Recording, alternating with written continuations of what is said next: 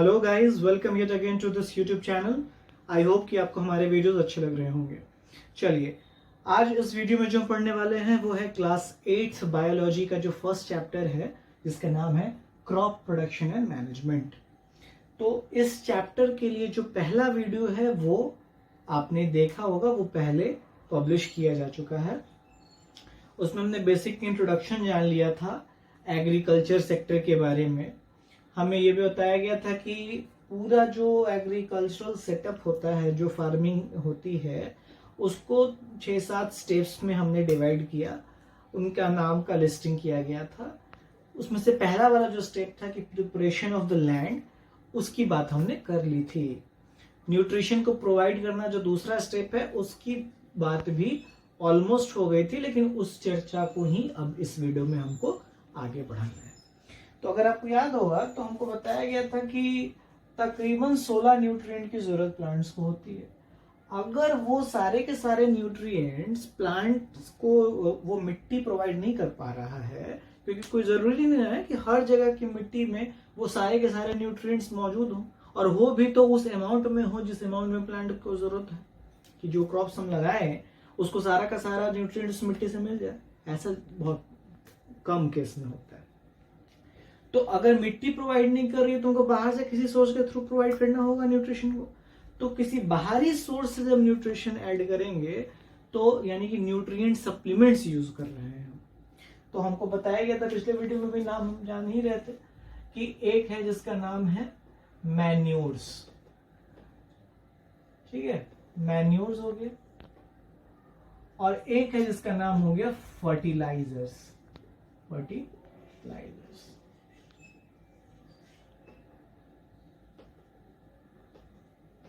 एक है मैन्योर्स और एक है फर्टिलाइजर्स। तो मैन्योर्स और फर्टिलाइजर्स में क्या डिफरेंस है? दोनों तो न्यूट्रिएंट ही को ऐड करने वाले सप्लीमेंट्स ही हैं। डिफरेंस क्या है?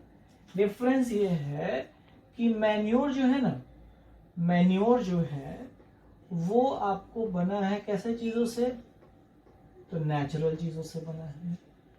कोई नेचुरल चीज का डिकम्पोजिशन करा दिया जाए और तब वो जो खाद बन रहा है, नेचुरल न्यूट्रिएंट सप्लीमेंट तैयार हो रहा है, वो है मैन्योर। जबकि फैक्ट्रीज में केमिकल्स के इस्तेमाल से एज अ न्यूट्रिएंट सप्लीमेंट जो तैयार किए जा रहे हैं वो है फर्टिलाइजर। ये नेचुरल चीजों का डिकम्पोजिशन हो रहा है। मिट्टी में रहने वाले माइक्रो ऑर्गेनिज्म उस मिट्टी में मिलने वाले कोई वेस्ट मटेरियल को डिकम्पोज कर दे, उसके ट्रांसफॉर्मेशन से जो न्यूट्रिएंट बन रहा है वो है मैन्योर। जबकि फैक्ट्रीज में केमिकल्स के इस्तेमाल से जो बन रहा है वो है आपको फर्टिलाइजर्स। दूसरी बात हो गई कि अब ऑब्वियस सी बात है कि जब मैन्योर नेचुरल चीजों के डिकम्पोजिशन से बन रहा है, तो अगर इसका इस्तेमाल बाय द वे हम प्रॉपर डोज में नहीं भी कर पाए, जरूरत से ज्यादा भी थोड़ा कर दिए, तो उससे कोई बहुत ज्यादा नुकसान नहीं होगा। यानी इसका अगर ओवर यूज हो, ओवर यूज, तो ओवर यूज इसका रिजल्ट डेंजरस है ना। यानी कि इसका ओवर यूज हो जाए तो उससे कोई बहुत भारी नुकसान नहीं हो जाएगा। लेकिन फर्टिलाइजर्स का ओवर यूज जो है, ओवर यूज करना इज हार्मफुल। वो हार्मफुल है, डेंजरस है, क्योंकि ये तो केमिकल से बना है ना। तो एक तय लिमिट, एक डोज में कर रहे हैं तब तो ठीक है, लेकिन उससे ज्यादा कर दिए, डोज से ज्यादा ही ऐड कर दिए, तो वो केमिकल न्यूट्रिएंट देने की बजाय क्या करेगा? उस मिट्टी की फर्टिलिटी को ही लॉस कर देगा, क्योंकि तो केमिकल है ना। उस केमिकल के इफेक्ट में जितने भी माइक्रोब्स उस मिट्टी में पल रहे होंगे, उन माइक्रोब्स को भी वो केमिकल मार देगा। तो फिर वो माइक्रोब ही तो अल्टीमेटली डिकम्पोज करके वहां पर ह्यूमस बनाते हैं, फर्टिलिटी बनाते हैं, यानी मिट्टी की फर्टिलिटी को खत्म कर देगा। यानी कि जरूरत से ज्यादा अगर यूज कर दिए तो उससे हमको नुकसान उठाना पड़ेगा। सॉइल पोल्यूशन होगा, वो मिट्टी की फर्टिलिटी चली जाएगी। लेकिन मैन्योर नेचुरल चीजों से बन रहा है, तो वहां पर क्या है कि ओवर यूज भी अगर कर दिया जाए तो उससे कोई नुकसान नहीं होगा। अच्छा, मैन्योर और फर्टिलाइजर दोनों न्यूट्रिएंट ही ऐड करने वाले मटेरियल हैं, लेकिन मैन्योर का इसके अलावा में एक और भी फंक्शन है। ये क्या कर रहा है भाई? एक फंक्शन, ये और काम ये कर रहा है कि ये इंप्रूव कर रहा है। क्या इंप्रूव कर रहा है? It improves the soil structure, soil के स्ट्रक्चर को भी इंप्रूव कर रहा है, जबकि फर्टिलाइजर में it has no role to play in improving soil structure, है ना। यानी कि अब सॉइल स्ट्रक्चर में क्या बात हुआ भाई, सॉइल स्ट्रक्चर को इंप्रूव करने का मतलब, इस बात का मतलब क्या है कि अगर जैसे मान लो फॉर एग्जांपल कि कोई सैंडी सॉइल है, बालूनुमा मिट्टी है, तो उसकी वाटर होल्डिंग कैपेसिटी क्या होती है, कम होती है। तो वाटर को रिटेन करके वैसी मिट्टी में बहुत देर तक वो नहीं रख पाता। तो ये मैन्योर्स को जब ऐड करेंगे उस मिट्टी में, तो ये क्या करेगा, उनके वाटर होल्डिंग कैपेसिटी को बढ़ाता है, ठीक है। जब या उल्टा बात करें कि क्लेई सॉइल हो, तो उसका वाटर होल्डिंग कैपेसिटी बहुत ज्यादा होता है, यानी उसमें क्या है कि वाटर बहुत हद तक उस पानी में ठहर के रहता है। तो उस मिट्टी को थोड़ा ढीला करने की जरूरत है, नहीं तो बहुत ज्यादा पानी भी रहेगा तो वाटर लॉगिंग से भी वो फसल बर्बाद हो जाएगी। तो वैसे मिट्टी में जब मैन्योर ऐड होता है तो वो उसको ढीला करता है, यानी उसके वाटर होल्डिंग कैपेसिटी को कम करता है।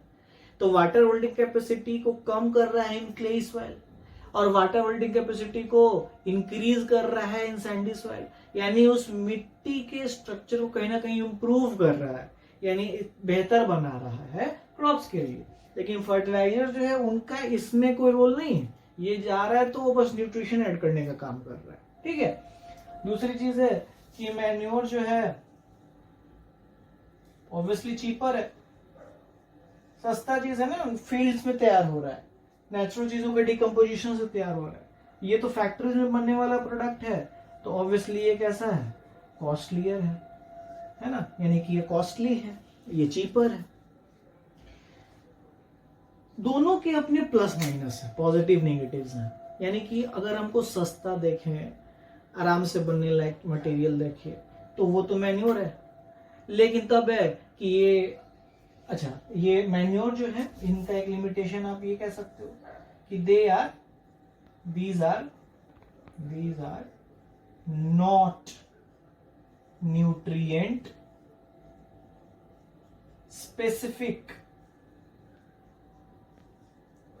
जबकि फर्टिलाइजर्स में कहेंगे कि दे आर न्यूट्रिएंट स्पेसिफिक,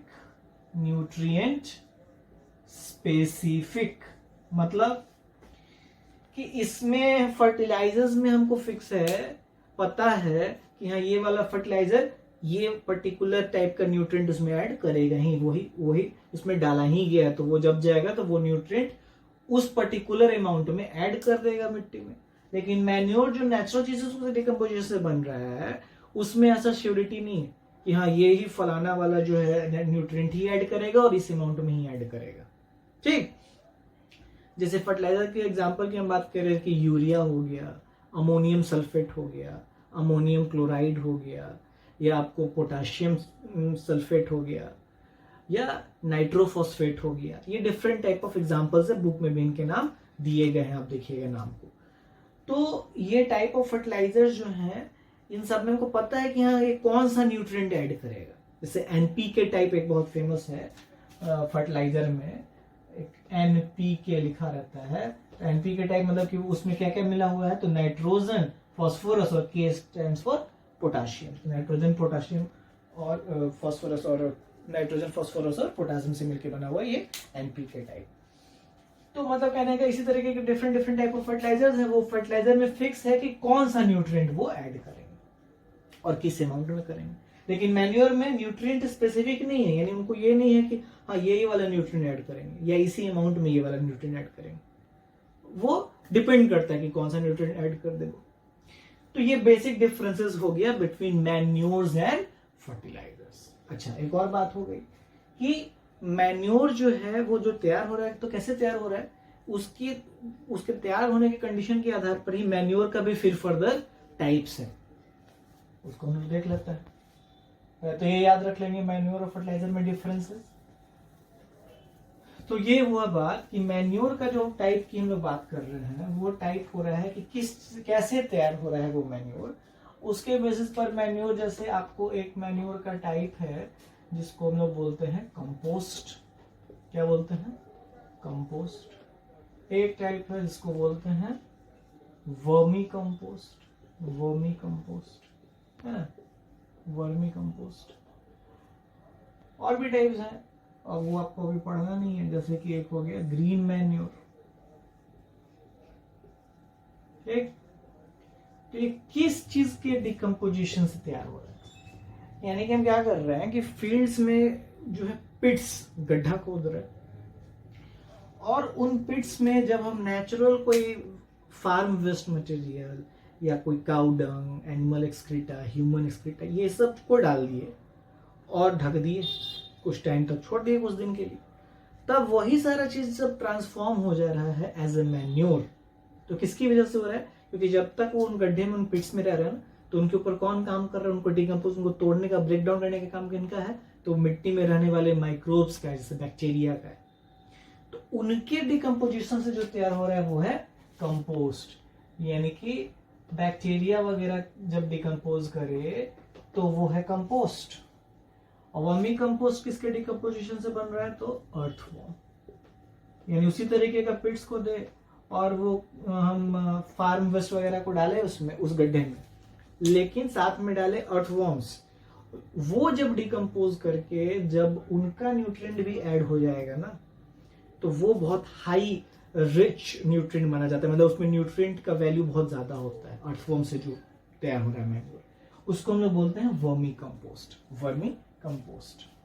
और ग्रीन मैन्योर अभी आपको पढ़ना तो नहीं, लेकिन जान लीजिए कि कुछ ऐसे प्लांट्स होते हैं जैसे सन हेम्प या ग्वार जैसे प्लांट्स, उनको क्या करते हैं कि वो कोई हमारे जो है ओरिजिनल प्लांट नहीं, उनकी खेती हमको नहीं करनी, लेकिन हम उन प्लांट्स को पहले लगा देते हैं जिसकी खेती करनी उन क्रॉप्स को लगाने से पहले, और वो जब थोड़े थोड़े बड़े होने लगते हैं, उनका पत्ता पहले निकलना स्टार्ट होता है, तब वहीं पर उसको मल्चिंग कर देते हैं, मिट्टी में जो है प्लग इन कर देते हैं। अब उनका जब डिकम्पोजिशन होगा, उन छोटे छोटे प्लांट्स का डिकम्पोजिशन के बाद जो खाद तैयार हो रहा है वो है ग्रीन मैन्योर, यानी प्लांट के डिकम्पोजिशन से जो तैयार हो रहा है कुछ स्पेसिफिक प्लांट, तो वो ग्रीन मैन्योर। अर्थवॉर्म डिकम्पोज कर दे नेचुरल चीजों का, उनका ब्रेकडाउन करवा दे, तब तो जो तैयार होगा वो वर्मी कंपोस्ट। और बैक्टीरिया वगैरह मिट्टी में रहने वाला जो है वो उन चीजों का डिकम्पोजिशन कर दे, ब्रेकडाउन कर दे, किनका, नेचुरल चीजों का, जैसे फार्म वेस्ट हो गया, वेजिटेबल पिल्स हो गया, काउडंग हो गया, इन सब चीजों का, तो ये है बैक्टीरिया। लेकिन तीन इसमें कंपोस्ट हो चाहे वर्मी कंपोस्ट, उसमें प्रोसीड्योर क्या है, वही पिट्स बनाना, मैदान में गड्ढा खोद दिए, वो चीज डाल दिए उसमें, ढक दिए, कुछ टाइम बाद उसमें एक्शन अपना हो रहा है, यानी ब्रेकडाउन होके जब तैयार हो जाएगा तो वो है कंपोस्ट। तो मैन्योर में यानी कहीं भी किसी लेवल पे कोई केमिकल का इस्तेमाल तो हुआ नहीं, तो केमिकल का इस्तेमाल नहीं हुआ, तो वही हमने अभी भी देखा था इससे पहले की, यानी कि इसका अगर हम ज्यादा भी यूज कर दे तो कोई नुकसान नहीं होगा, लेकिन तब है कि हाँ, इसमें हम ये नहीं कह सकते कि न्यूट्रिएंट स्पेसिफिक है, ये कौन न्यूट्रिएंट ऐड करेगा, किस अमाउंट में ऐड करेगा, दोनों के अपने प्लस माइनस बात। फर्टिलाइजर का आपको बता ही दिया कि फैक्ट्रीज में बनने वाला चीज है, न्यूट्रिएंट उसमें पता है कि हाँ कौन सा न्यूट्रिएंट उसमें ऐड करेगा और किस अमाउंट में ऐड करेगा। टाइप्स ऑफ फर्टिलाइजर्स का नाम भी इंपॉर्टेंट है, वो एग्जामिनेशन पॉइंट ऑफ व्यू से बुक में भी नाम दिए हैं, आप याद रख लेंगे। जैसे एक एनपीके नाम आपको बता दिया गया, जहाँ एनपीके सिंबल है कि नाइट्रोजन हो गया, फास्फोरस हो गया और पोटेशियम हो गया, या अमोनियम सल्फेट या यूरिया, बहुत फेमस, अमोनियम आपको क्लोराइड हो गया, नाइट्रोफॉस्फेट हो गया, ये सब डिफरेंट काइंड ऑफ फर्टिलाइजर्स के टाइप्स। तो फर्टिलाइजर का क्या पॉजिटिव है, क्या निगेटिव है, मैन्योर का क्या पॉजिटिव है, क्या निगेटिव है, वो हम याद रखेंगे। क्या क्या ये है, क्या तो न्यूट्रिएंट सप्लीमेंट्स है। अगर मिट्टी हमारा सारा न्यूट्रिएंट सप्लाई नहीं कर पा रहा है तो हम एडिशनल फॉर्म में इनके थ्रू उनको ऐड करते हैं, ठीक है। तो ये हम याद रखेंगे। ये हम प्रोसीड्यूर नंबर 2 ही में अभी है, यानी कि हम बात कर रहे हैं कि जो न्यूट्रिएंट को ऐड करना या प्रोवाइडिंग न्यूट्रिएंट। पहला था कि प्रिपरेशन ऑफ द सॉइल, जिसमें लेवलिंग वगैरह की बात आई थी। दूसरा अभी हम लोग चर्चा कर रहे हैं कि ये जो न्यूट्रिएंट प्रोवाइड करना हमारे क्रॉप्स को, हमारे प्लांट्स को, जिसकी खेती हमको करनी है, तो उसके लिए बाहर से या तो मैन्योर यूज करे या फर्टिलाइजर यूज करे। दोनों में क्या क्या डिफरेंस हुआ वो बता ही दिया गया आपको, हम याद रखेंगे, ठीक है। आई होप कि आपको ये वीडियो अच्छा लगा होगा, कहीं कोई दिक्कत नहीं आएगी, ठीक है। पिछला वाला वीडियो भी देखिए, इस वाले वीडियो को भी बिना स्किप किए हुए आप वापस से देखिएगा, सारी चीजें क्लियर हो जाएंगी। घर पर रहिए, सुरक्षित रहिए, पढ़ते रहिए। धन्यवाद।